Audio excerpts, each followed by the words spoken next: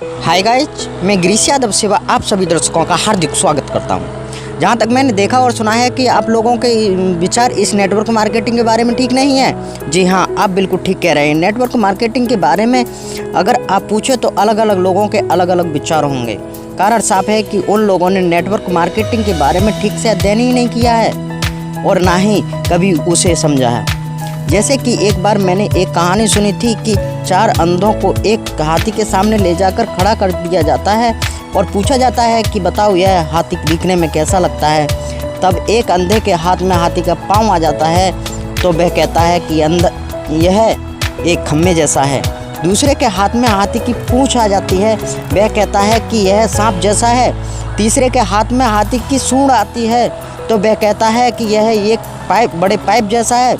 चौथे जिसके हाथ में हाथी का कान आता है वह घोषणा करता है कि यह तो ताड़ के पत्तों जैसा है।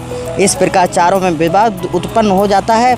चारों अपने अपने अनुभव को ठीक बता रहे हैं, मगर हाथी का पूर्ण रूप से चारों में से किसी ने नहीं देखा क्योंकि वो अंधे थे। मात्र एक हिस्सा छूकर अपना मत स्थापित कर लिया कि हाथी वैसा ही है जैसा मैंने अनुभव किया। दूसरा मुझे बेवकूफ़ बना रहा है।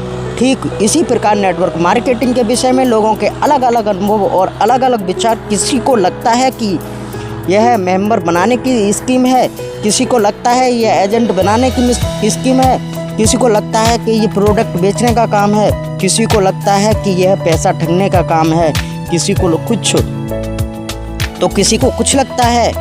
इस प्रकार अधिकांश लोगों को इस बिजनेस की शक्ति का अंदाज ही नहीं लग पाता।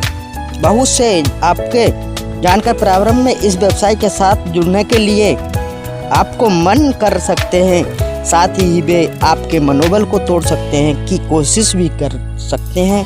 परंतु यदि आप इस व्यवसाय में से जुड़े रहें और निरंतर अपने कार्य को करते रहें तो भविष्य में वही लोग आपकी सफलता को देखकर स्वतः आपसे जुड़ने की कोशिश करेंगे। Hi guys,